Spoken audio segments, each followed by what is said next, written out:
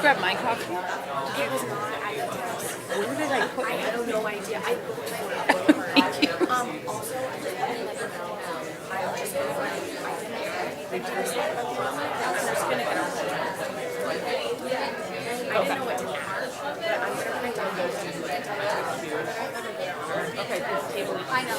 But yeah, I just want to let everybody know so no one was surprised when I Okay. started. No, as long as something happens, then it's whatever you need to do.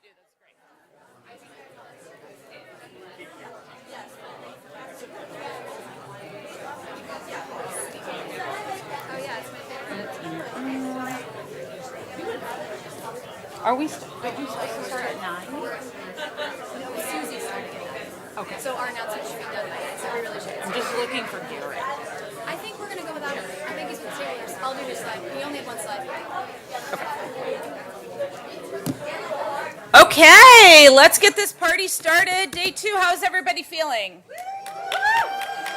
Oh my God, we need to do better than that. How is everybody feeling? Yes, bring it. Day 2, here we go.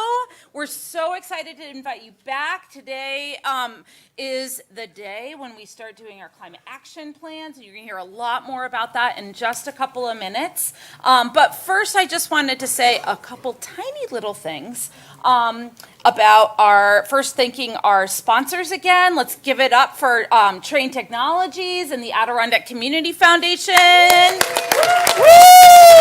I know there was some really fantastic green tours yesterday with Train. We're so grateful for their expertise and really grateful for the Adirondack Community Foundation and their generous support of our Summiteer program and the summit this year. And then also, of course, again, acknowledging our incredible supporters that help make this program happen all throughout the year. And we're so happy to have their support. And please, let's give it up for them too. Woo! Without them, we could not do this work, and it helps us not impact, we have all of you that we work with here in the Adirondacks, but as you heard yesterday, we have summits happening all over the world, and we work with educators, and we run leadership retreats in the summer. We do all kinds of stuff all year round to help create a more just and sustainable future for all. So we're really grateful to everyone, all of you, and all of our incredible supporters.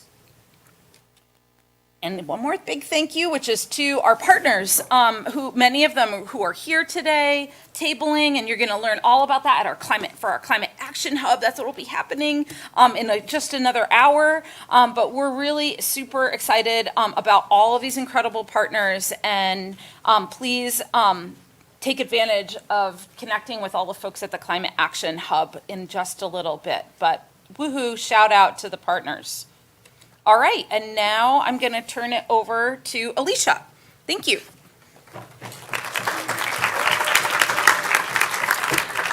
We just have a few housekeeping things because our keynote is going to lead into an activity. So we want to do all the announcements now so we don't have to worry about them later. Reminder, we still have third space activities out, so please be going around during any time where you're not participating in a plenary or the tabling event and do these workshops. And so, yeah, we have a few general reminders. You all got evaluation forms passed out to you this morning at your tables. Please be filling those out. We really appreciate it because we want to be able to continue making this event better.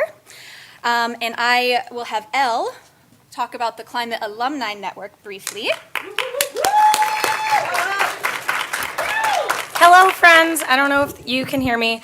My name's Elle. I work here on the climate program. I do climate communications. You've probably seen me running around with a camera. Sorry, not sorry. Just wanted to talk a little bit about the alumni program, which is something that's new that we're starting up here at the Wild Center. Since all of you are here at an Adirondack Youth Climate Summit, that automatically qualifies you to join our alumni network. So this is going to be something that we get up and running within the next year. It's going to include a bunch of different events with other alumni. That includes Wild Center climate alumni from years and years and years ago. So you'll get to network with a lot of people who are in different stages of their career, different stages of their climate journey. Also other Wild Center employees, fellows, interns, kind of a lot of people in our professional space here. We're planning on doing a few events per year that'll be exclusive to the alumni, including fun things like we're going to try to plan one for when the Trolls from Thomas Dambo come to the Wild Center next year, which is super exciting.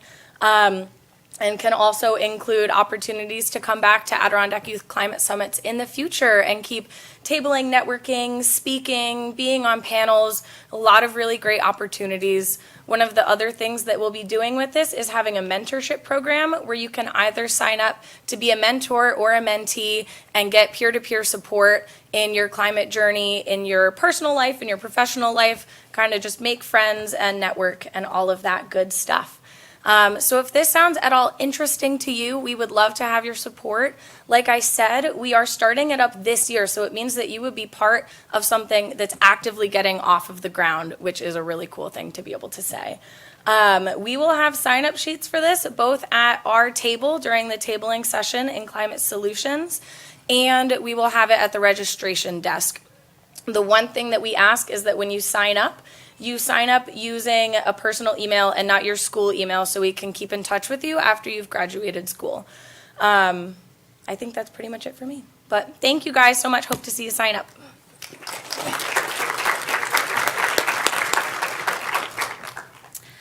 We also wanted to announce that there is going to be a teacher networking lunch in the main conference room during lunch. And speaking of socials, sorry, I should have had this after you. Again, we know that most of you aren't using your phones for this, so we appreciate you rolling with the punches, checking the screens for all the agenda updates, and filling out physical evaluation forms. But, after the event, make sure you follow us, and I will promise this is the last pass off before our keynote. Just kidding, I'm going to do it. So we have our Climate Action Hub tabling event after our keynote, Suzie Hicks, and after you do your Climate Action Venn diagram activity. This will overlap with lunch. Lunch is going to start at 11:30, but hopefully we can kind of trickle in and do it in shifts so that we don't have to wait in that super long line. So if you're really interested in talking with somebody, then you don't have to run to lunch right at 11:30. So we will have lunch from 11:30 to 12:30, and that will overlap with the Climate Action Hub tabling event that will run until 12:15. So this is just a list for you to look at real quick of people and different programs and organizations that will be at the tabling event. This is a really great networking opportunity, especially before we start doing our climate action planning this afternoon with our schools. And I really encourage you to make the most of this networking event. So, without further ado, I'm going to pass it off to Sunny.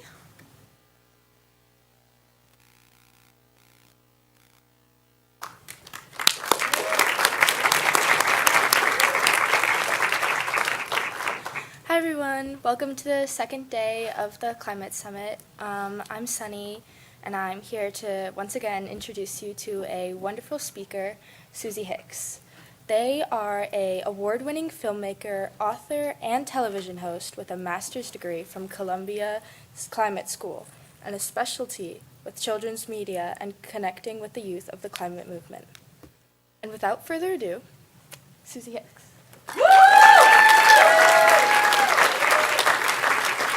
Hi everyone, good morning. Thank you. I am so excited to be here. I've had the pleasure of being here for the last day and a half to 2 days, and it has been so cool getting to meet you all, getting to see the work that you're doing, and also getting to see all of the amazing solutions here in the Adirondacks. So, my presentation is all about how we can shift the climate narrative, because there is a dominant narrative that we see where everyone is like, it's all terrible and bad. But there's also other stories that we can be telling. And the most important stories that we can tell are the ones about ourselves. So the first thing I want to do is take a second and honor the land. Indigenous peoples have been the stewards of the lands for millennia. They are the caretakers of the places that we now reside on. And the reason that we have all of this beautiful land to enjoy and practice on and take care of us. And so something that is really important for me as an activist is to stand in solidarity with Indigenous communities everywhere. Because Indigenous communities are the ones that are recognizing that we are connected to the earth and that everything that happens to the environment happens to us. So wherever you're coming from, whatever Indigenous land you occupy, I ask you to stand in solidarity with Indigenous communities there. Awesome. So I'm Suzie. I am an environmental educator, I'm a climate media maker, and I'm a communicator specifically. And I talk about climate and environment for kids of all ages. And what that means is that sometimes I'm talking to 3-year-olds, and sometimes I'm talking to 11-year-olds, and sometimes I'm talking to 85-year-olds. And it's kind of like that Christmas song that's like from kids ages 1 to 92. Like that is really what I'm talking to. So when I'm talking to kids, I'm talking to them as they just got here, but I'm also talking to the inner child of anyone, regardless of what their age is. Awesome. So I want to talk about my own climate journey for a second, which was not linear. And so if any of you are like, I don't know what my climate career is going to be like yet, I'm not really sure how that's shaping up to be, I want to be the first person to tell you that's okay. I had no idea what I wanted to do, and I kind of walked backwards into this very weird, very niche career that I'm in now. And so as a kid, there was an expectation of what a normal child was like. And then there was me. And I was never really in the box of normal at any point. I never really identified with being a girl. I didn't really understand what that meant, and I felt like I was doing something wrong. Turns out I'm non-binary. I am also queer, and that didn't fit into the box of normal when I was a kid. And I also had ADHD, and so I had a ton of different interests that I was really into, but I couldn't just pick one. And so my entire childhood, everyone was just saying, okay, pick one and stick with it. And every time I was like, no. So then when I was in high school, I was interested in 2 things. I was interested in theater, and I was interested in AP environmental science. And those were my 2 special interests. And again, as I was getting ready to go to college, everyone kept saying, pick one. You have to pick one. You need to niche down. You need to become an expert. And I was like, I don't know what to do because I have these 2 great loves where I really love entertainment, I really love performing, but I also am so deeply connected to the earth and I'm really passionate about climate change. And so I did the battery drives and I turned all of my school's computers to Blackle instead of Google because they said that having a black screen would consume less energy than having a white screen.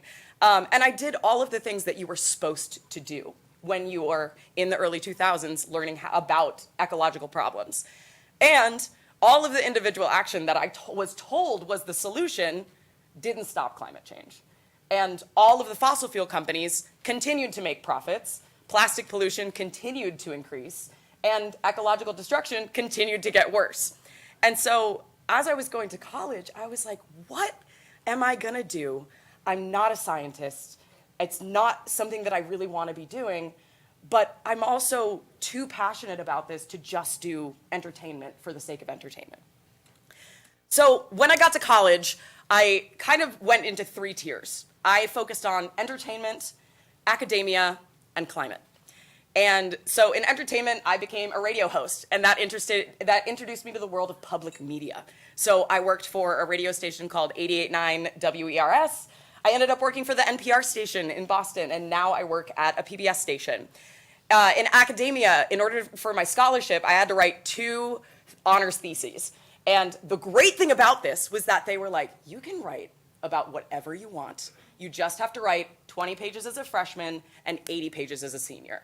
And that was A, really awesome, and B, really terrifying. Because again, I was like, I have no idea what I want to do with my life. I'm just gonna write about my nerdy special interests. So my first thesis that I wrote when I was a freshman was called Polar Bear Poster Children and the Political Polarization of the Climate Change Debate. Because this was at a point, this was in 2014, and so this was at a point where people were still debating actively whether or not climate change was existing. And they kept doing it where they had one scientist on a side saying climate change is real, and then one wacko on another side saying climate change is not real. And John Oliver had this amazing segment where he was like, statistically, 97% of scientists agree that climate change is real. But we keep doing this like one person agrees, one person disagrees. So he had a statistically representative climate change debate where he brought in one climate denier and then 97 scientists to come refute the claim. And I was fascinated by that. And I wanted to dive more into why climate change was so politically divided. And shocker, it's money. It turns out that fossil fuel companies want to keep making money, so they will fund the people who will deny climate change.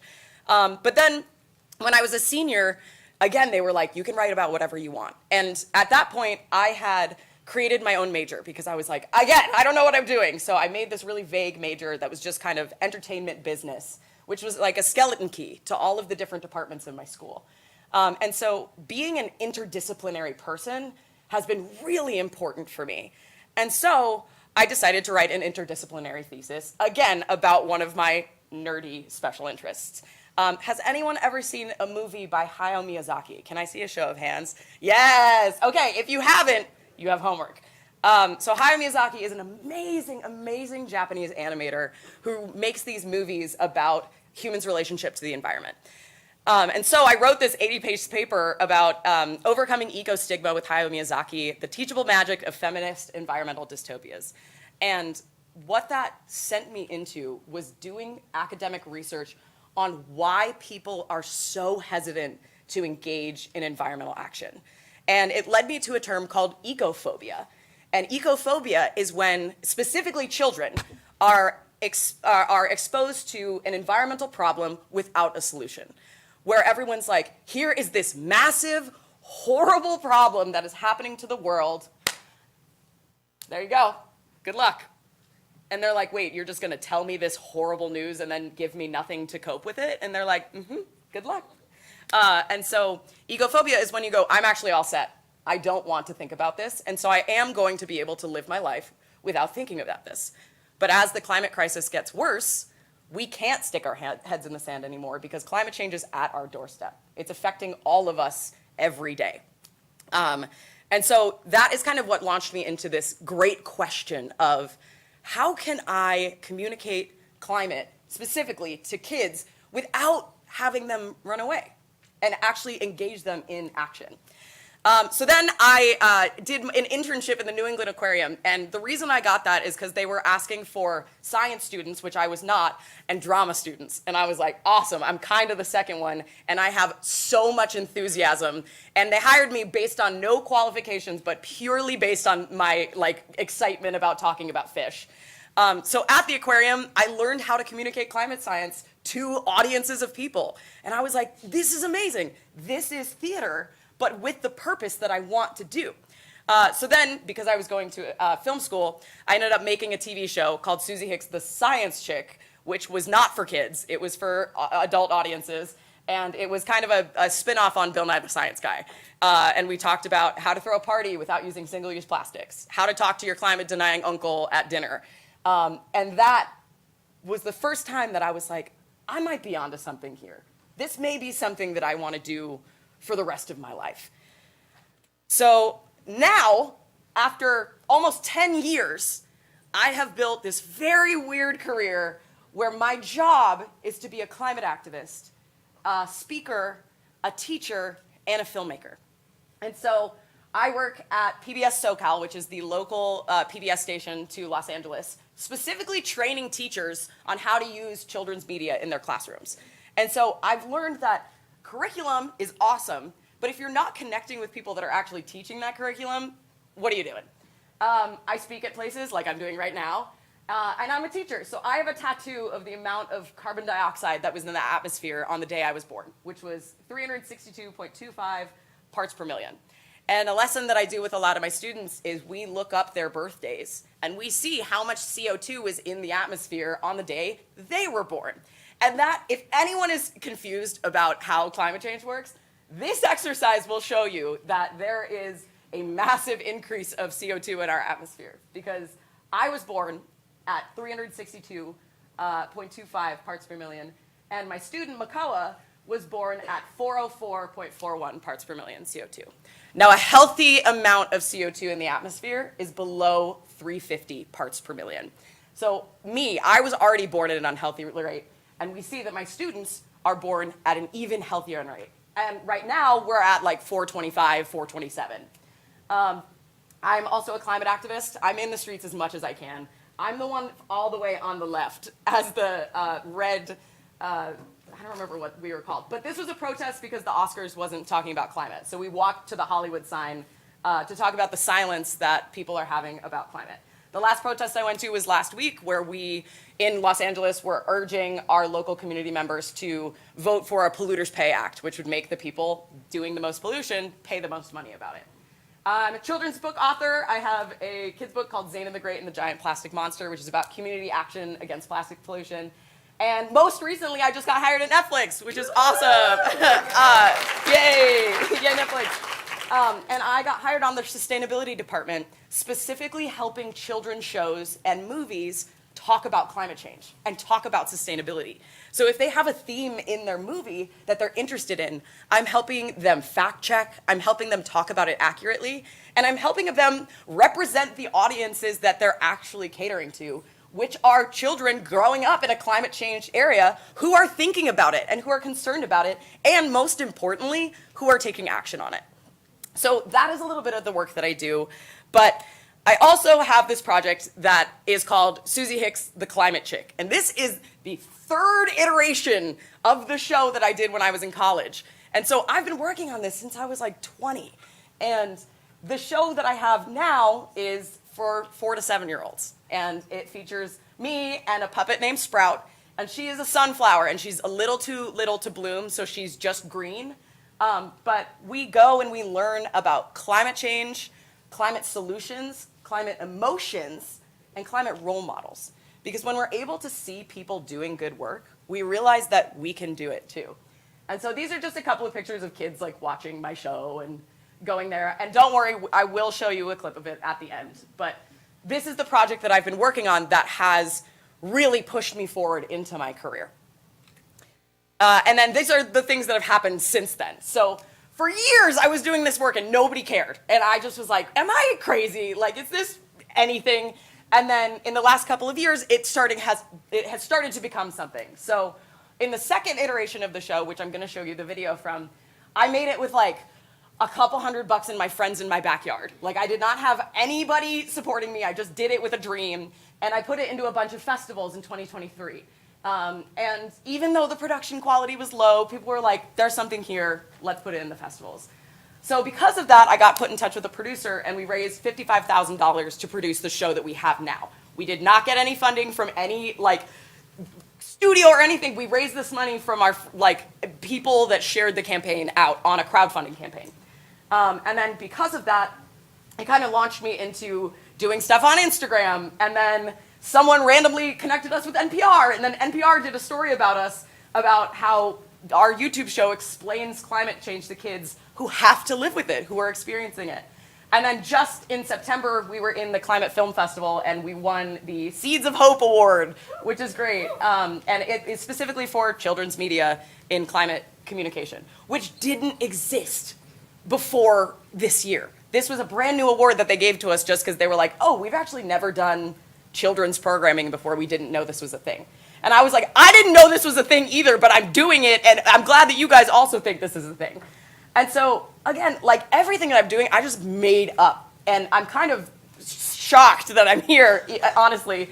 But it shows that there are so many creative ways to combat climate change that we may not even know about. Like the position that I have at Netflix got created this year. It did not exist before this year. And so there are solutions that are constantly being created to combat climate change in this world. Okay, so now we're going to get into the shifting the narrative bit. This is a question I get all the time. The question that I get is, isn't your work depressing? And my first answer is, no, it's amazing. And then my second answer is, yes, obviously it's depressing because the way that things are, but that's not the whole story. And something that I'm really interested in as a climate communicator is telling the whole story. And so, yes, we are watching the sixth mass extinction happen. And we are watching climate change ravage communities all over the world.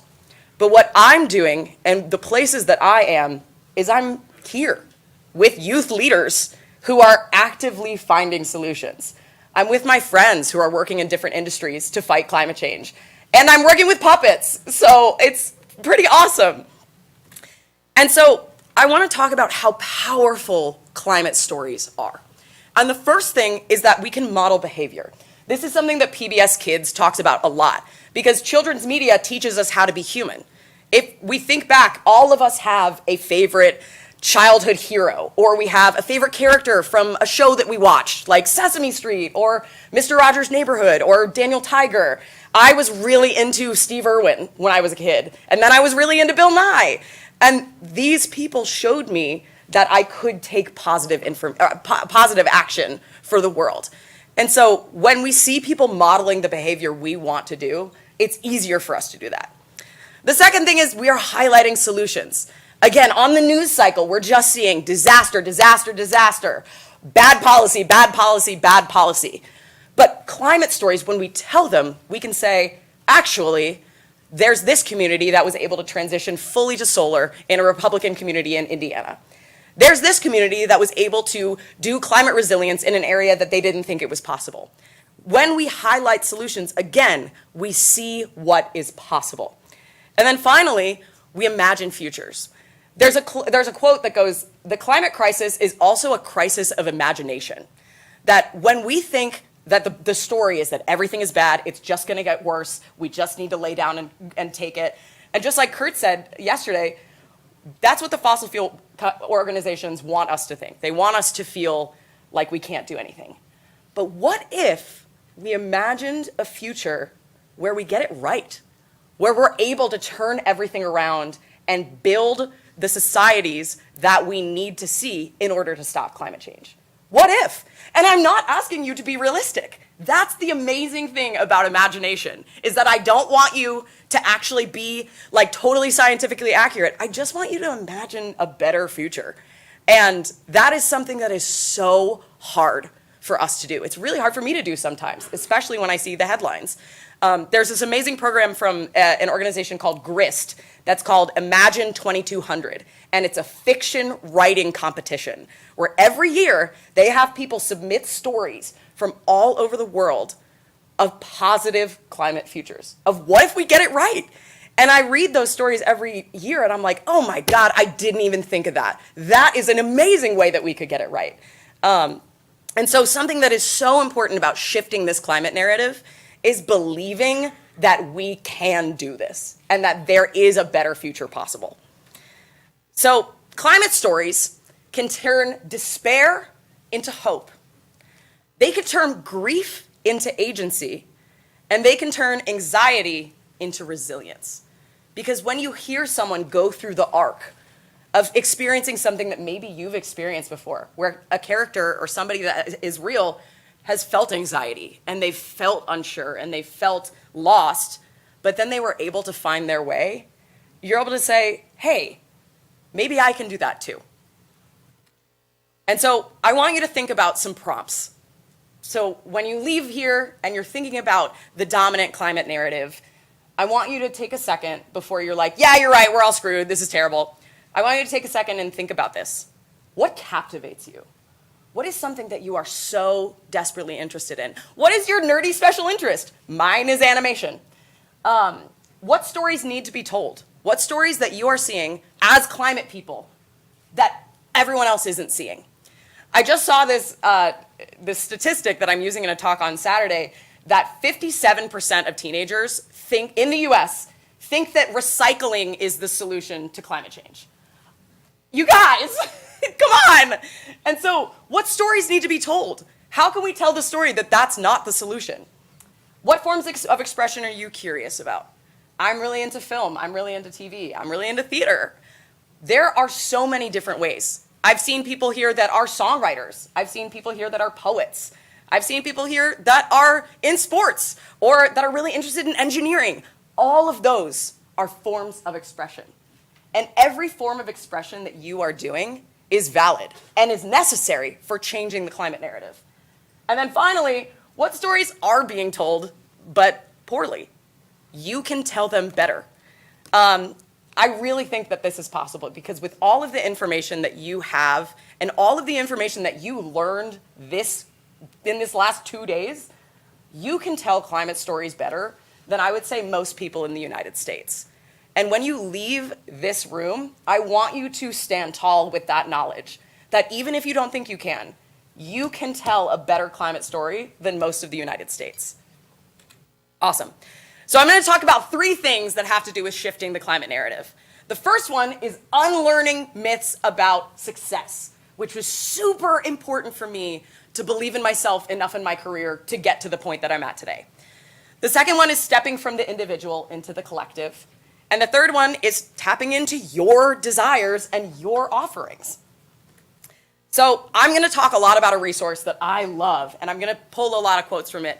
And it's this book called A Field Guide to Climate Anxiety by Sarah Jaquette Ray. Amazing book. Whenever I'm freaking out, I read this book. I would highly recommend it. I think it's a great resource for all of you guys to see. Awesome. So the first thing we're going to talk about is unlearning myths about success. Because from the second we are born, people are asking, hey, what do you want to be when you grow up? What do you want to be when you grow up? What do you want to be when you grow up? And my answer was always, I don't know. And then my answer, even worse, was, I want to be an artist. And everyone was like, oh no, that's terrible. You'll never be successful.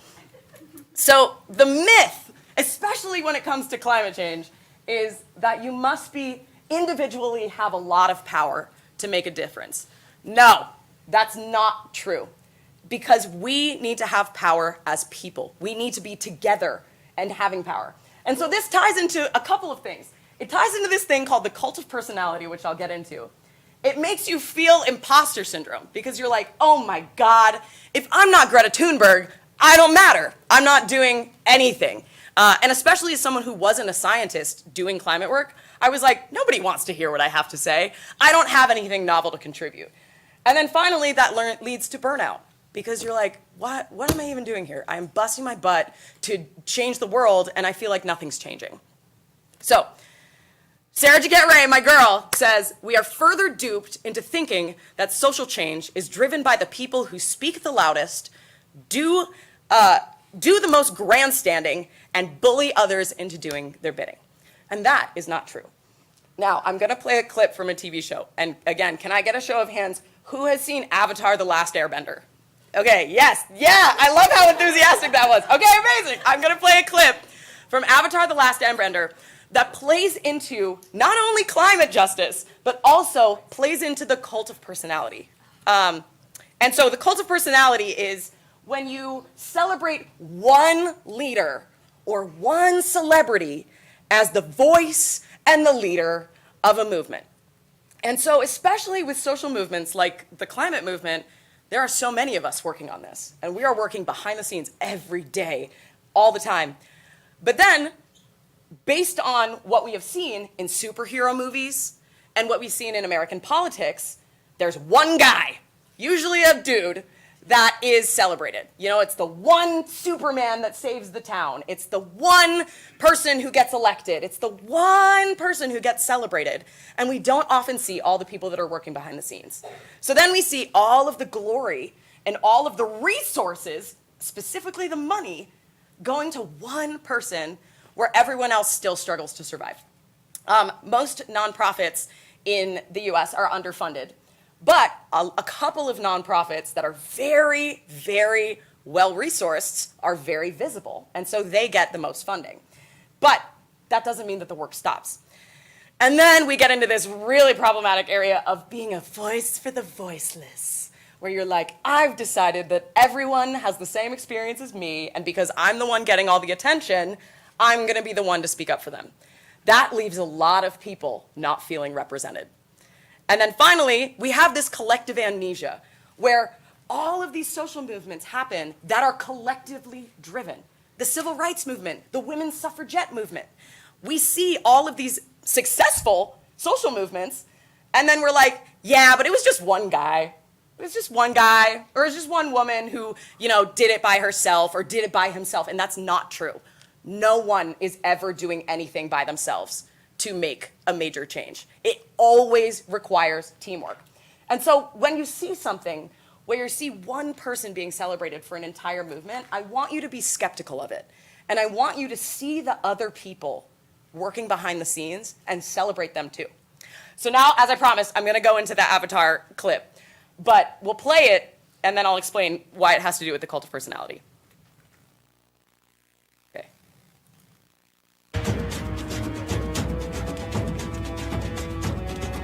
Now all I need is a... Actually, that is what I needed for once.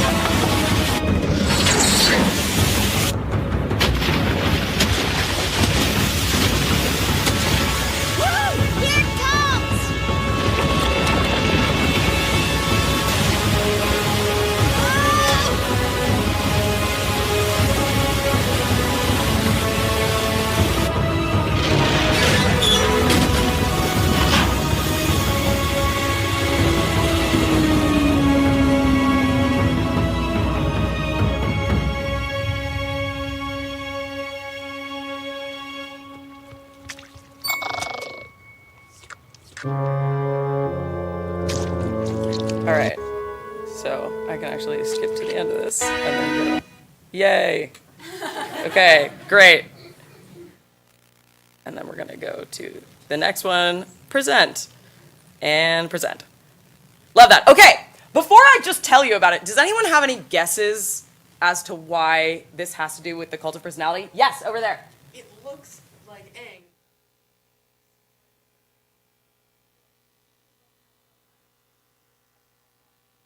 Rest of his team. Yes, absolutely. Yes, amazing. Okay, so I love that. You've probably seen the episode.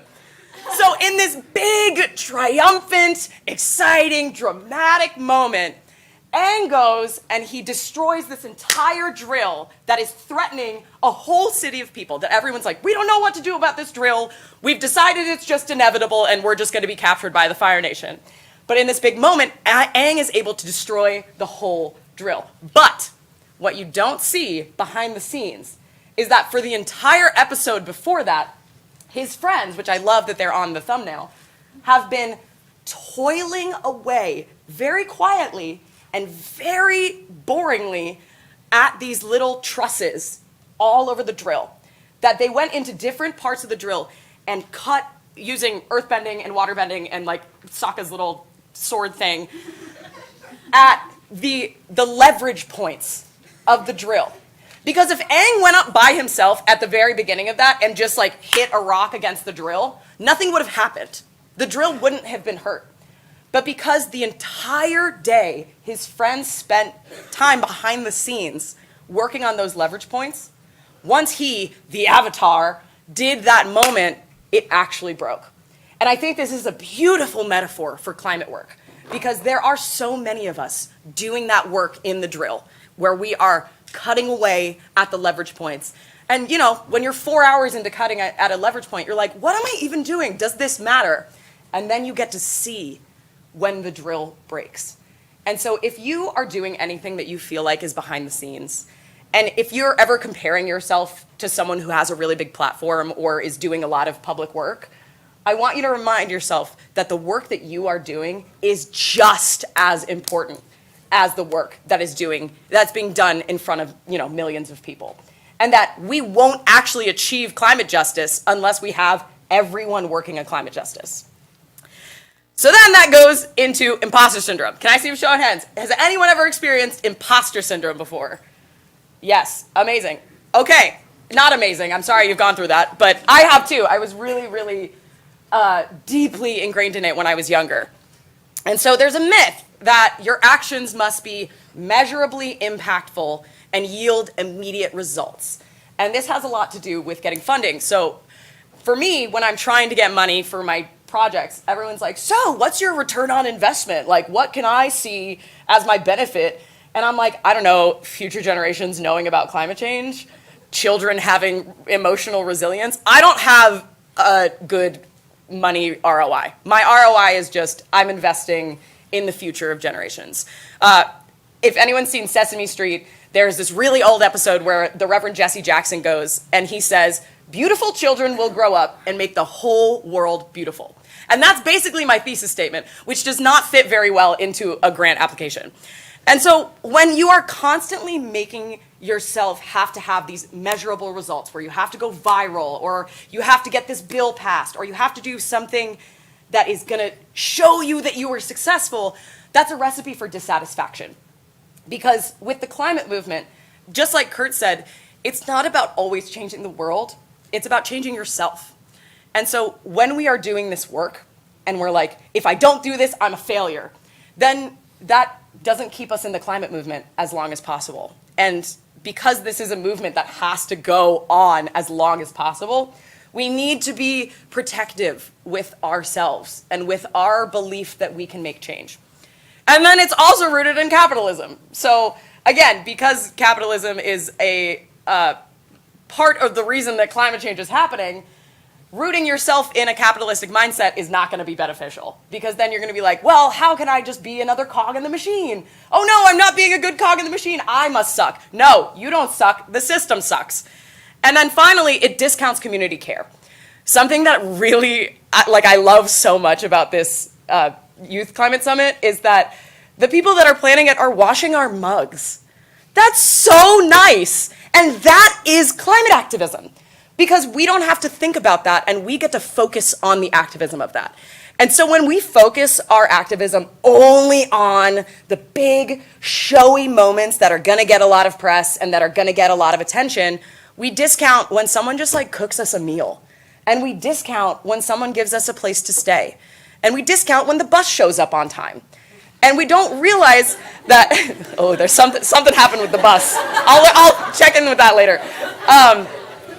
But they do their best. And so we realize that even being here requires so much community care. It requires all of your teachers to have planned to be here and to have gotten you out of school. It requires your caretakers to have changed your schedule. And it requires you guys to have eaten breakfast and gotten a good night's sleep. All of that community care where we're just taking care of each other, that's climate activism. But that doesn't get the TV screen. That doesn't get that. And what I'm trying to say is that the TV screen doesn't matter. The movement matters. And the relationships that you are building matter. And so anything that you are doing to build those relationships and to take care of each other is climate activism. Adrienne Marie Brown, who I love, has this saying that says, small is good, small is all. But small does not mean alone. I'm not talking about individual action. I'm talking about community care. So then that takes us to moving from the individual to the collective, because the dominant narrative in the climate space, funded by the fossil fuel industry, is that we have to do it on our own. But when we are on our own, we don't talk to each other. And when we're on our own, we don't see that other people are experiencing what we're experiencing. And we don't see that together, we have way more power than we do alone. And so Margaret Mead has this great quote that says, never doubt that a small group of thoughtful, committed citizens can change the world. Indeed, it's the only thing that ever has. And when I look around and I see all of you here, I see a lot of thoughtful, committed citizens. And it seems like based on this formula, you guys are the people that are going to change the world. And then my girl Sarah Jaquette Ray has this great quote that says, climate change happens on myriad fronts, not just in individual spectacular moments of triumph, like what we saw with the Avatar drill. In the climate battle, the front lines are everywhere, which magnifies our choices and gives us many directions to choose from, even if it can make the impacts less visible. But just because they're less visible doesn't mean that they're not happening. And so Kurt talked about this a little bit yesterday, but I'm going to dive into it a little bit more. Our sphere of influence. Even if you feel like you don't have power, and even if you feel like you can't make a difference, you absolutely can. Because especially with young people, our peers are our major sphere of influence. You are getting the trends, you are getting how to behave from your peers because you want to be accepted. Humans are social animals. We want to be accepted into the group. We don't want to be left out of the pack. And so what I'm saying is that our relationships, the friendships that you are building, the relationships you're going to make with colleagues, the new people that you meet, that you are going to work with, all of those are those leverage points in the drill. It's not the big moments. It's every single conversation that you have is you chipping away at that part in the drill. So that in a couple of years, when you're like, okay, I'm ready to launch this really big campaign, or I'm going to do this thing, you can go, I can call this person. Oh, and I can email this person, and this person knows about this, and I don't know about that. And you can bring together that community to make that big, explosive avatar drill moment happen. And so you have your personal, which is influencing yourself. And most of what I want to tell you is that the most important relationship that you have in the climate movement is with yourself. Because you are the person that you're going to wake up to every morning. And you are the person that's going to tell you whether you can do it or not. And other people can tell you can do it. I can stand here all I want and say, you can do it. But you are the ones that have to believe that you can do it and that you can build a better future. And so the personal relationship you have with yourself is arguably the most important. Then you have your family. You can talk to them about climate change. You can talk to them about the ways that your community is being affected. And then it goes to community. And then it goes to campus, your high schools. When you go to college, if you want to, you can talk to the people on there. I'm a teacher. I teach K through 8. And so what we did is we just guerrilla gardened all over our campus, and we just sprinkled native seeds without asking anyone. And now they're starting to sprout, which is really great. And I see that even though a couple of the plants died, and even though nobody really notices except for me, I get to see that I made a difference. And then we go to society. And then we go to our culture. And I think something that hasn't been focused on enough in the climate movement is culture. Because we're like the scientists are telling us this, but there needs to be a bridge that our culture needs to shift if we're doing that. And that's how we can tell better stories. We can tell stories about climate activists that win. It could be fiction, but it could inspire something to happen in real life. And then that goes to the entire world. And so all of these are connected. By you changing your perception on your efficacy as a climate activist, you are changing the world. And by doing that, you're building relationships with people that are going to make your campaign successful. Again, my girl, she says, why choose to see yourself as one individual facing a world of evil? This perspective is counterproductive both for you and those around you. The worst I've ever felt is when I feel like I'm alone and I'm the only person doing anything.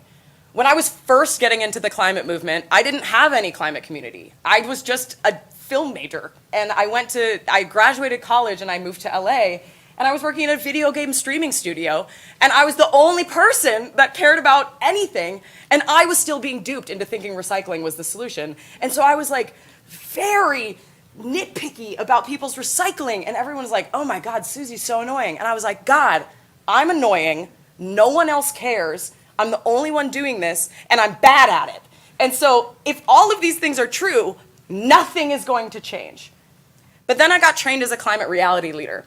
And I went to a training that had hundreds of other people that felt the same way that I did.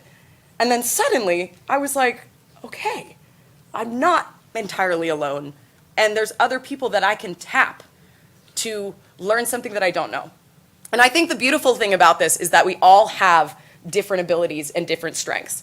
Because something that's hard for someone else could be easy for me. And something that's really hard for me could be easy for someone else. Now, burnout. Can I see a show of hands? Has anyone ever burned out before? Yeah, okay, that's a lot more hands than anywhere else. Yes, burnout is something that happens a lot in the climate movement. And a thing about that is that community, being together, not feeling alone, can help with burnout. Something that my dad says to me whenever I feel lonely or I'm freaking out about something is he goes, we are walking collaborations. even when you are completely alone, you are made up of millions of bacteria and microorganisms that are working together to keep your gut healthy. And there's bacteria that live in your eyebrows. And so even when you're alone, you're never alone because you're actually made up of millions of creatures. You're made up of millions of cells. And so we are already walking collaborations. There are things that have taken billions of years, I would argue, to develop into your hands and into your knees and into, the haircut that you have. There are cells growing every day to keep you alive. And so you're never really alone. And then this is a story. I am really bad at math, and because I'm an art student, and I went to grad school for climate science, and I went to Columbia for climate science. And so I went from being in an art school doing art to being in a science school doing science. And I had to suddenly, at 25, learn how to do math again. And that was horrifying to me. And again, I'm really bad at math, but I'm really good at other stuff. My friends in the program that I made were really good at math, and they just could not understand anything about performing. And I was like, great, I will help you with public speaking if you help me with math. And so we would spend nights, all of us grouped together in our grad lounge, figuring out these problems together. And so friendship makes math less hard. And friendship can make climate organizing less hard. And then finally, there is this amazing tweet that I saw a couple of years ago that talks about how social movements are like a choir. And I do this exercise with children a lot, with little kids. That when one person is singing by themselves, you could take the biggest breath you could ever take, and you can sing, but eventually you're going to run out of air, and you're going to have to stop singing. And when one person is singing and they stop, the music dies. But when you are singing with a choir, you have the opportunity to take a breath, and the music continues. And that, I think, is an amazing part about community organizing, that if you're burning out, you can take a break. The world is not going to collapse if you take the weekend off or if you take a break for a week, because you know that the choir is still singing. You can look around to everyone in this room and say, okay, even if I'm taking a break, there's going to be somebody else still working on this. And then when they need to take a break, I'll be there because my capacity will have recharged. I took the entire summer off this summer just to go do Shakespeare in the Woods because I wanted to. And when I came back, a lot of my friends were like, oh my God, I'm burning out. And I was like, don't you guys even worry about it. I have rested and I feel ready to keep going. And I'm not feeling resentful of the fact that I have to constantly be thinking about all of these things because I took the summer off and I came back to it and I feel great. So finally, I want to talk into tapping into your desires. And I want you to really think about this because I don't want you to think about what job you're going to have when you grow up. I don't want you to think about how you're going to fit into capitalist society. I want you to think about what excites you. What are things that you are interested in? What do you feel like would be really cool to do? I'm really interested in farming. I don't know how to farm. I've never done anything farming-wise. But at some point, I really want to have a herd of goats. And so I'm excited about that, and I want to learn more about it. And so I really want you to take away with the fact that what you love is so much more important and so much more sustainable than what you are supposed to do. I went to college as a marketing major because my family was like, you're not an artist, you have to do something real. And I went to school and I, for 2 years, was a marketing major. And so I was like, okay, I'm supposed to do this. This is the way the world works. I'll try it. And I had existential crisis after existential crisis after existential crisis that led to a 2-night all-nighter and me changing my major because I was like, I hate this. I hate this. I feel like I'm obligated to do this, but it's not sustainable and I'm gonna burn out doing this. And so what you love and the thing that lights you on fire is gonna send you way farther than the thing that you think you're supposed to do. Again, my girl, she says, find ways to engage that honor your true capacities and passions rather than some standard defined by the IPCC, your family, your best friend, or Leonardo DiCaprio. Again, the most important relationship that you have in your sphere of influence is with yourself. And so figuring out what you really want to do in this movement is what is going to send you into it. And so for me, I'm an artist, I'm a performer, I'm an entertainer, and the great prompt of my life is climate. Awesome. And then finally, joy is non-negotiable. If you are feeling miserable doing this work, take a break. Take a break, reevaluate, come back to it. Because if we are feeling miserable doing this, we're gonna burn out. But when we feel joyful, when we feel like we just made a friendship bracelet and we get screen printed a t-shirt, we feel like, this is actually awesome. This is a cool place to be. I'm enjoying myself. I wanna keep doing it. Now, the climate crisis is a really big problem. But we are all problem solvers. And in the great process of solving problems, there is room for fun and there is room for joy. And, and everyone has something to offer and everyone has something to learn. So I'm going to leave you with a clip from my show. And this is actually not the show that's out right now. This is the iteration that I shot in my backyard. And it's a song called Lift Together. So here's hoping it works.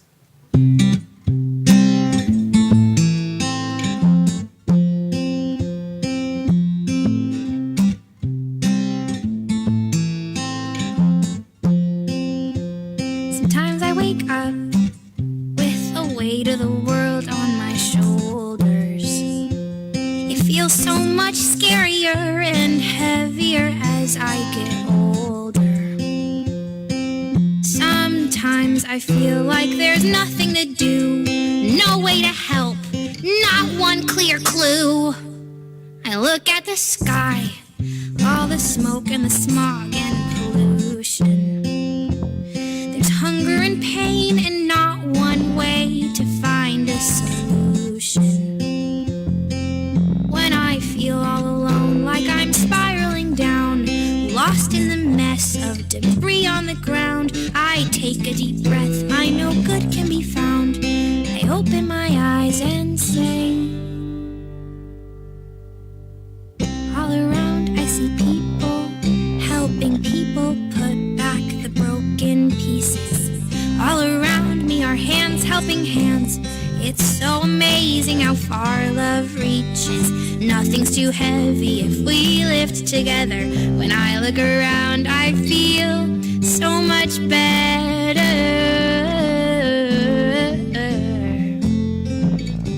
So much better. Sometimes I feel small, but I know that my voice is important. I'm learning that helping the world doesn't look one way, it's an assortment of people and strategies in their own lanes, reaching across and using their brains. All around I see people, helping people put back the broken pieces. All around me are hands helping hands. It's so amazing how far love reaches. Nothing's too heavy if we lift together. When I look around, I feel so much better.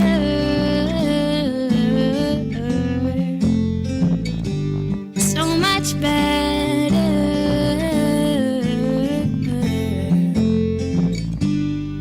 I feel all alone, like I'm spiraling down, lost in the mess of debris on the ground. Hey, let's take a deep breath. I know good can be found. Open our eyes and say, All around I see people, helping people put back the broken pieces. All around us are hands helping hands. it's so amazing how far love reaches. Nothing's too heavy if we lift together. When I look around, I feel so much better.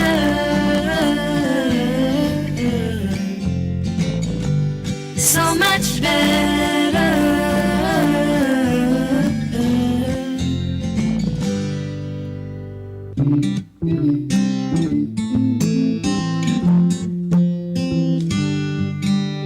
Nothing's too heavy if we lift together. When I look around, I feel much better.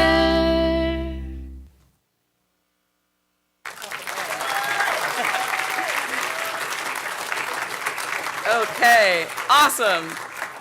And I'm going to present it again. That's all I've got for you. Thank you so much for having me. Yay.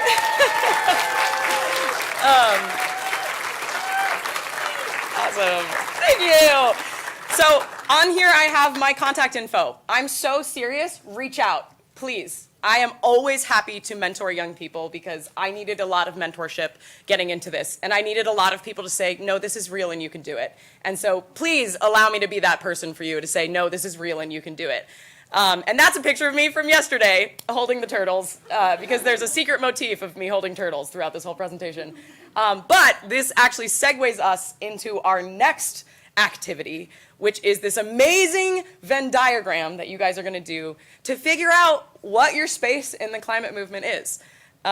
So is there something that we're handing out? Yeah, they're gonna go to the Amazing. Everyone's going to the doors? No, so Sunny and Lily. Great. Sunny and Lily will be giving you these Venn diagrams that are going to help you figure out where you fit in the climate movement. Oh, amazing. Here it is.